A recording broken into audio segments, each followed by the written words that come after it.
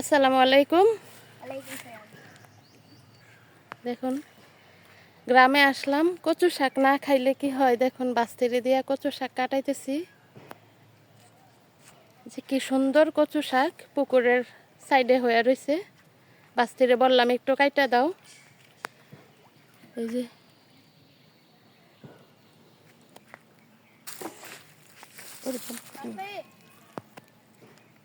পুকুরের পানি কিন্তু কমে গেছে, এখন রোদ উঠে গেছে, তার জন্য দেখা যাইতেছে না। আমাদের কচু শাক কাটা শেষ, আমরা এখন বাড়িতে চলে যাইতেছি। বাড়ি কিন্তু দূরে না, আমি আরেকবারও দেখাইছি, আরেকবার না কয়েকবারই দেখাইছি।